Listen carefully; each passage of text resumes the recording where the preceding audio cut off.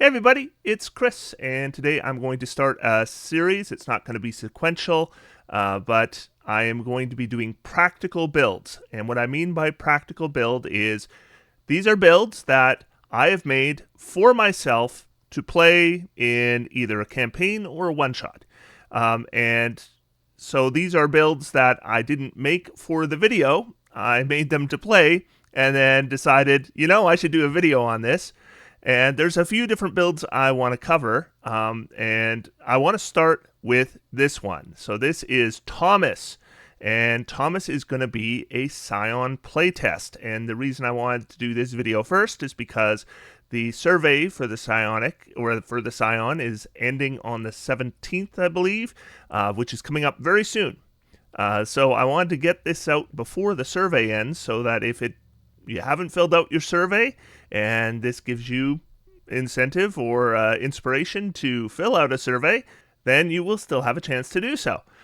So Thomas was made originally for a level 7 one-shot, and I have rebuilt it for another one-shot. But in the level 7 one-shot, I took a 1-level Artificer dip in order to get armor, right?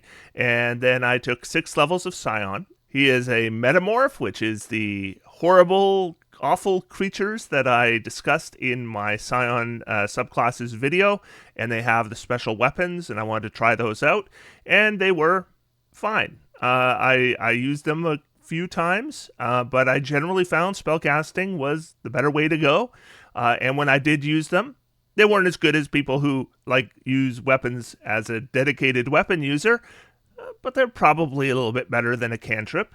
So, yeah, I can't complain. But another one-shot popped up for the Scion. Let me bring up the listing for it. And so this says D&D 5.5, Unearthed Arcana playtest. We're level 10. Starting equipment is 500 gold pieces. I've spent 0 gold pieces on this character. 2 common and 1 uncommon magic item. And then this one-shot is intended to be a playtest for the Scion class, so participants are invited to either play the Scion or play a character to support the Scions. Just to keep things interesting for the non-Scion players, all recent Unearthed Arcana materials allowed. Mission briefing. The Lord Karash's mighty fortress, a bastion against interplanar invasion since time immemorial, is under siege. The fortress's defenders, for all their experience in beating back the tides of extraplanar evil, are at a loss to fight these foes. They appear invulnerable to magic, save for magic bolstered by psionics or in close proximity to psionic practitioners. So, very contrived to do a Scion playtest, right? Worst of all, inhabitants of the fortress seem to be slowly dying, dissolving into rose petals, starting with the oldest inhabitants and ticking down slowly. Call for heroes has gone out, whether Scions or friends of Scions, to come to the fortress and beat down the tides of evil before the land's most powerful force against evil has been utterly wiped away. Okay, so that is the one-shot I am playing in. Now, one thing I've found playing the Metamorph in the first playtest is, like I said, the organic weapons are okay, but they're not great. They don't do a ton of damage, and they're really hard to make better because, first off, magic weapons don't help you because these are your weapons. Secondly, it doesn't really matter if you have something that helps unarmed strikes because they're not unarmed strikes either. They count as simple melee or ranged weapons. That's right in the description. And third, there's no real feats to support them. None of them have the heavy property. So, you could potentially use dueling with 2 of the 3 weapons, assuming that your DM agrees that you're holding the weapon, which I guess is debatable. So maybe dueling for +2 if you do a fighter dip or something. But really difficult to make these weapons good. Now, I should also mention that with the Metamorph, it says here, whenever you take the attack action or make an opportunity attack, you can reform your free hand into one of the following organic weapons: Bone Blade, Flesh Maul, or Viscera Launcher. Your limb immediately returns to its previous form after your organic weapon hits or misses the target. So this has a couple consequences that I don't think the designers considered And I have certainly mentioned it. I've already filled my survey out, and I mentioned it in my survey. Hopefully, if you did a survey, you mentioned it as well.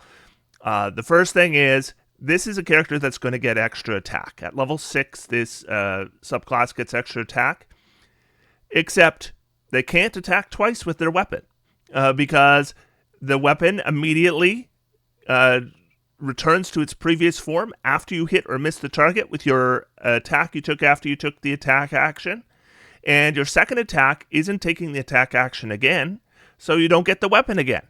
Now, I double-checked with the DM of this one-shot that they would allow the organic weapons to work with extra attack, and they said yes. I think basically you have to check because the wording doesn't support that. Though I would imagine most DMs are just going to allow it because obviously that's what it's intended. But there will probably be a few DMs who don't. Maybe you're watching, and if you are, have fun in hell. But I was looking at the weapons and thinking, if I did a level 10 one-shot, this particular one, what could I do to make these weapons good? Because what I found in the first one-shot is I ended up being a spellcaster who had a fallback weapon, and I wanted to see if there was something I could do with these weapons to make them good. The first was the Bone Blade. Now, it has the finesse property, so it would qualify for sneak attack, and you essentially have pack tactics with it, so you'd have advantage quite a bit. So you could potentially do some kind of rogue synergy, right? Rogue multiclass. I didn't think that was all that interesting, but that was one possibility. The second was this flesh maul. So your fist and forearm coalesce into a hardened mass of flesh and bone. The maul counts as a simple melee weapon. It deals a d10 bludgeoning damage on a hit. And now notice I've highlighted it counts as a simple melee weapon. This is important. A creature hit by the maul has disadvantage on the next strength or constitution saving throw it makes before the start of its next turn. This is something I thought about, and I thought, I know how I can optimize this and make this a good weapon. So what I decided was I'd multi-class with Monk. So the first relevant thing here with Monk is at level 1, martial arts. Your practice of martial arts gives you mastery of combat styles that use your unarmed strike and monk weapons. Your monk weapons are the following: simple melee weapons and martial melee weapons that have the light property. So our Bone Maul is a simple melee weapon. And the second thing is here at level 5, Stunning Strike. Once per turn, when you hit a creature with a monk weapon or unarmed strike, you can expend 1 focus point to attempt a stunning strike. Target makes a constitution saving throw. On a failed save, the target has a stun condition until the start of your next turn. So what you can do with the Flesh Maul is you can hit with it. It's a monk weapon, so you can use your dexterity to attack with it if you want. And if it hits, they have disadvantage on their next constitution saving throw, which we can make into a stunning strike because it is a monk weapon.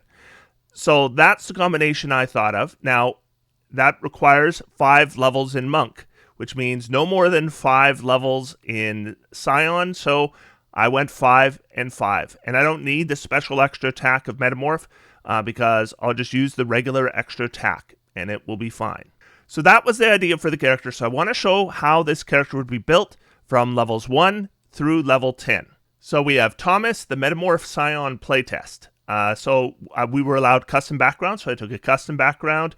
I called him an infected crew member. He has wisdom +2 and dexterity +1 as part of the background. Origin feat is tough, intimidation, and investigation proficiencies. Then for species, I took high elf. Going to give me dark vision. Elvish lineage spells will be based on wisdom. And then we get prestidigitation as a cantrip. Of course, high elf allows us to switch that out. So we're going to switch it to acid splash. And then we're going to get detect magic at level 3. That's a ritual, so we don't need to use a spell slot. We get 1 free casting, and then we can cast it again as a ritual. No spell slots required. And Misty Step at level 5. Scions don't get Misty Step, so I wanted to make sure to get Misty Step. And I will have second level slots because I'll be 5 levels in Scion. So I'll have Misty Step, so I'll be able to teleport if I need to. We're also going to get advantage on saving throws to avoid or end the charm condition. And we're going to get perception proficiency and trance. And then the ability scores, and these are kind of ugly. So this is what we end up with, and this is based on a point buy. So we have strength of 8, dexterity of 16, constitution of 12. That hurts. That's why I took the tough feat. With the tough feat, it hurts a lot less. Intelligence 13, that's just enough to multiclass into Scion. Doesn't give us any extra.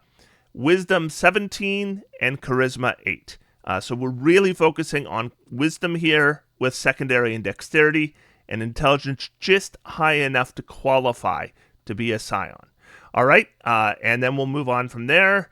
So at Monk, for level 1, we're going to get Martial Arts, which will be a D6. We'll get Monk Weapons, as I talked about before. We'll get our bonus action attack. And Unarmored Defense will be 16. This is a playable character at level 1. Level 2, we're going to get Monk's Focus, and that's going to give us 2 focus points. And then we get, Flurry of Blows and Patient Defense and Step of the Wind. We're also going to get an Unarmored Movement bonus of plus 10 feet, and Uncanny Metabolism once per long rest. That's the one that allows you to regain all your focus points and a few hit points at the start of a combat. Then at level 3, we're going to have 3 focus points, and then we're going to get Deflect Attacks, which will start at a D10, plus 3 from our Dexterity, plus 3 from our Monk level. And then I had to choose a subclass, and none of the subclasses were super wonderful for this particular build. I ended up with Kensai, and because there's a little trick you can do with Kensai, and this works, by the way, if you're not a Metamorph too. So Kensai weapons, I took the Viscera Launcher, and then something else. I don't care what it is. I don't even have equipment with this character. So the Viscera Launcher, it qualifies for Kensai weapons, and Kensai weapons are treated as Monk weapons. Now, if you remember what I talked about with Stunning Strike before, if you hit with a Monk weapon, you can apply Stunning Strike. That means, with the 2024 rules, and I'm sure this is an oversight, but with the old rules, Stunning Strike could only be delivered with a melee attack, and that is no longer the case. Now it just says it has to be an unarmed strike or a Monk weapon, and if we can turn our Viscera Launcher into a Monk weapon, then I can hit with the Viscera Launcher and apply Stunning Strike. And frankly, if you want to take Longbow with your Kensai weapons, you can apply Stunning Strike with the Longbow as well, by the rules. I'm sure if they update Kensai, that'll be gone. But it was based on Kensai being based on the 2014 Monk instead of the 2024 one. Then we'll get Agile Parry, and that allows us, if we make one unarmed strike as part of our attack action, we get a plus 2 to armor class. I'll show how that works in later. Kensai Shot gives us a bonus action. If we use it, any ranged weapon attacks we do have a plus D4 damage. And Way of the Brush is just a ribbon feature. Then at level 4, we're going to be up to 4 focus points. Deflect attacks goes up by 1. And then we're going to get an ability score improvement. And I thought a long time about what ability score improvement to take.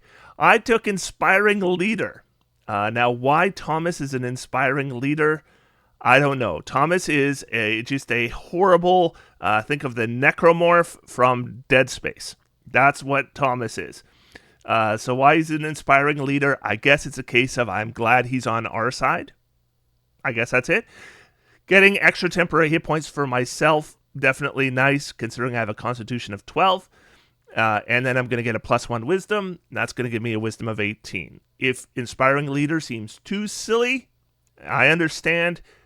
Just take something else. You can take, Fey Touched or Shadow Touched or Telepathic if you want. And we'll also get Slowfall at level 4. Then at Monk level 5, Martial Arts becomes a D8. We're going to get 5 focus points. Deflect Attack improves by 1. We're going to get Extra Attack, and we're going to get Stunning Strike. So now we've got everything we need from Monk. It's time to switch to Scion. So at level 6, we're now a Monk 5 Scion 1. And if you remember the one-shot posting I put up, it said that we get 1 uncommon magic item. The Headband of Intellect is an uncommon magic item. So that's what I'm taking, and I attune to it. So my character will have a 19 intelligence. If you don't have a headband, it's not the end of the world. But definitely with any spells that require a DC or to hit roll, you want to replace with spells that don't. That probably means a lot more things like rituals and circumstantial stuff rather than combat spells. And you could do that, and this build still works. With our attacks, we can attack with intelligence, which this character will, because they have a 19 intelligence and a 16 dexterity. But if they don't have the headband of intellect, then these are still monk weapons. So they still can use your dexterity, which is a 16, which isn't bad. So we actually don't really need our intelligence for that much on this character. But here it's giving me a +1 to hit in damage. I'll take it. And then we're going to get Subtle Telekinesis. That gives us the Mage Hand cantrip. I'm going to prepare some spells. You can see them on your screen. None of them are particularly relevant to the build. I think they're good for the build. Psionic Energy die will be a D6. We're going to have 4 dice. We're going to get Telekinetic Propel. That's a bonus action. Uses a die, and it can pull or push a creature by a number of feet. It can be up to 30 feet away, and it can be, I think, up to large size. And we can either pull it a D6 times 5 feet towards, or push it that far away from us. And then we're going to get our Telepathic Connection. That's a 5-foot telepathy all the time. And then we can use the telepathic die to increase the range on that. Second level of Scion, we're going to get 2 psionic disciplines, and with this one I selected Inerrant Aim. This adds a psionic die to a missed attack. This will come in.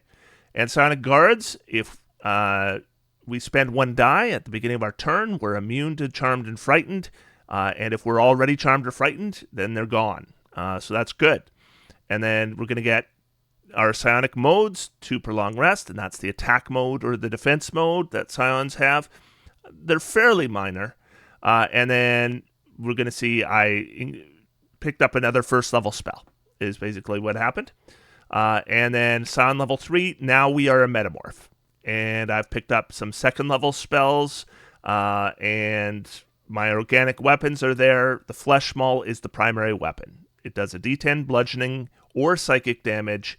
Target hit has disadvantage on next strength or constitution saving throw before the start of its next turn. Extend limbs, bonus action, 1 psionic die. And that gives us +5 foot reach, +5 foot speed, and touch spells have 10-foot range. So this is when this build starts to do something more than just be a monk, all right, with some spells. Because now we have our Flesh Maul. We can hit with it. It's a monk weapon. And if a creature is hit, then we can apply Stunning Strike, and they have disadvantage on their saving throw against Stunning Strike. That's what this entire build is based on.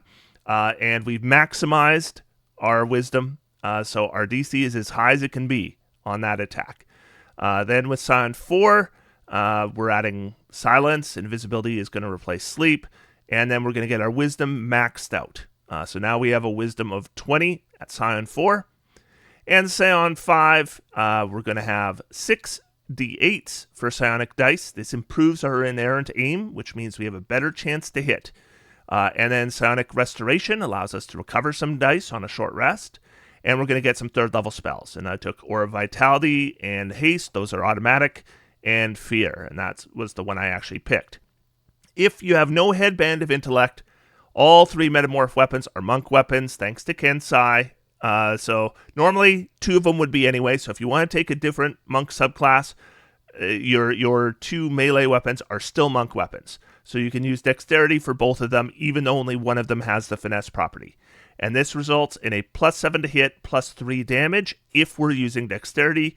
If we have a Headband of Intellect, it's +8 to hit, +4 damage. But otherwise, the build should work fine. And the combat plan is pretty simple. We're going to move up to an enemy. We're going to bonus action, Flurry of Blows. We're going to use an unarmed strike to try to shove them prone. And if that fails, we're going to use our second unarmed strike to try to shove them prone.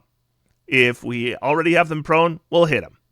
Then we're going to take out the Flesh Maul, which ideally will be with advantage against a prone enemy. Hit him with it. If we miss, but don't miss by too much, we'll use Inerrant Aim to make sure we hit.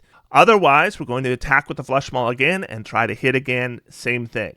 And again, we'll use inerrant aim if it's close. And otherwise, if we hit with the first attack, we'll only use the flesh maul once. And we will stunning strike with it. And then with our second attack, we'll do unarmed strike. And agile parry from Kensai is going to give us +2 to our armor class, which is 18 with unarmored defense at this point, so it would be 20.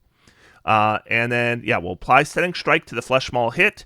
Con save is DC 17 with disadvantage, means should have a pretty good chance of stunning enemies. For range attacks, we're just going to move into an ideal position. We'll use our bonus action to apply Kensai shot. That gives us a D4 extra damage. Viscera launcher, and apply stunning strike at range. So that is how this character works. So this is Thomas's character sheet, and this is on roll 20.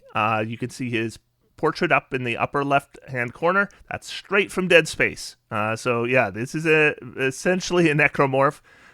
Thomas, elf, scion 5, monk 5, infected crew member. 78 hit points at level 10 isn't that bad. And we're going to have some temporary hit points from Inspiring Leader. So actually the defense isn't too bad. Armor class of 18, potential agile parry to get it up to 20, speed of 40 should be able to get me to where I need to go. Plus I have access to the jump spell and long strider if I need it. And then the spells we're going to have, minor illusion, acid splash, blade ward, jump, long strider, command, cure wounds, inflict wounds, detect magic, blindness, deafness, mirror image, invisibility, silence, alter self, lesser restoration, misty step, fear, dispel magic, or vitality, and haste. So I should be able to get to where I need to get, I think, with those spells. And I think this is going to make the Metamorph into a decent melee character. Not a damage dealer necessarily, but a better stunner than a monk. Right? Should be, because I'm applying disadvantage to the saving throw, or I should be applying disadvantage to the saving throw. So we'll see how it goes. The playtest should be, when I release this on Friday, it'll be on Saturday. So it'll be 1 day from now. And what I'm going to do is I will make a post on my channel and tell you how it went. So if you want to try out the Metamorph and you're trying to think of ways that you might enhance the attacks, this is one way you might consider. Hope you enjoyed it. Otherwise, until next time, I am going to sit back, relax, and have some fun. D&D is for everyone. Thanks, everybody. Talk to you soon.